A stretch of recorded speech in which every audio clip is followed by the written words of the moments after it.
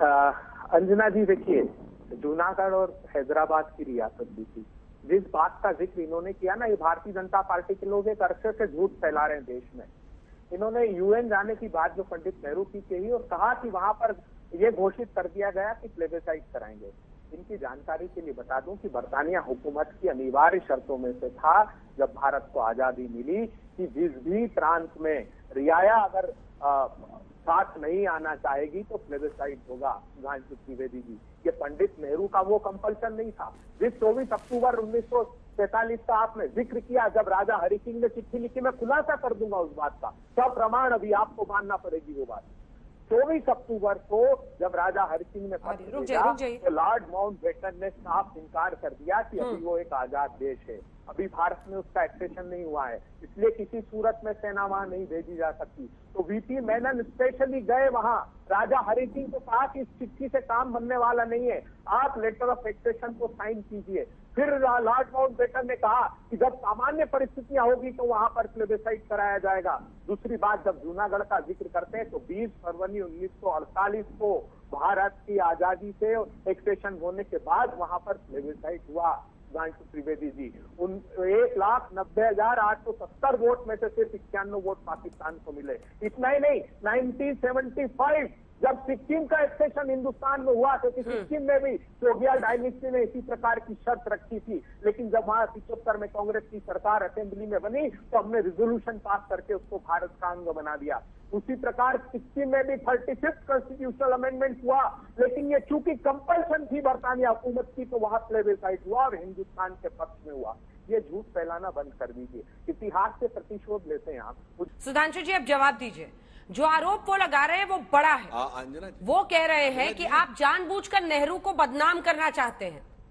क्या वजह आपको दिखाई देती है कि एक प्रधानमंत्री मुल्क का जानबूझकर जम्मू कश्मीर की समस्या को इस तरह से अधर में छोड़ेगा, या जानबूझकर चाहेगा कि वहां पर इस तरह की स्थिति पैदा हो?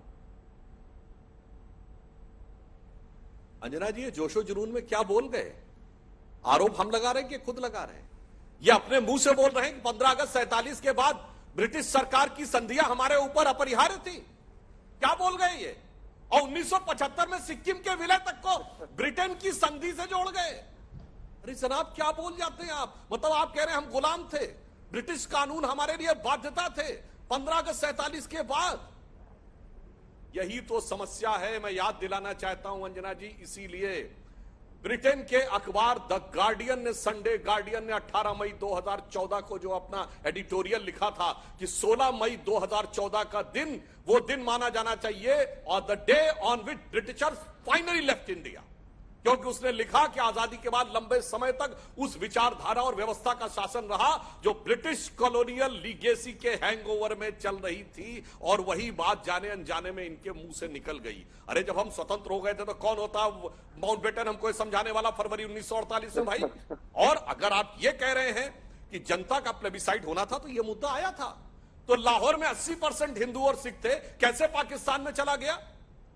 सिंध में, कराची में मेजॉरिटी हिंदू थे, क्यों नहीं वहां पे करवाई गई जनगणना? और तो और 1946 की कॉन्स्टिट्यूएंट असेंबली में जो पाकिस्तान का आज खैबर पख्तूनवा है, नॉर्थ वेस्ट फ्रंटियर प्रोविंस, वहां अंजना जी कांग्रेस मेजॉरिटी से जीती थी, 2/3 बहुमत से जीती थी। खान अब्दुल गफ्फार खान कभी पाकिस्तान में मिलना नहीं चाहते थे। अरे वहां तो प्लेबिसाइट किया हुआ धरा था, वो कह रहे थे हमें भारत में ही मिलना है। मगर धन्य पंडित जवाहरलाल नेहरू वो ये कहते हैं कि भारत से कोई रास्ता नहीं निकल पा रहा है, लैंड रूट नहीं है। अरे जब ईस्ट और वेस्ट पाकिस्तान 2000 किलोमीटर दूर रह के एक देश हो सकते थे, नॉर्थ फ्रंटियर प्रोविंस, वो बेचारे चिल्लाते रहे और लास्ट में स्टेटमेंट है खान अब्दुल गफ्फार खान का कि हमें भेड़ियों के हाथ में छोड़ दिया गया।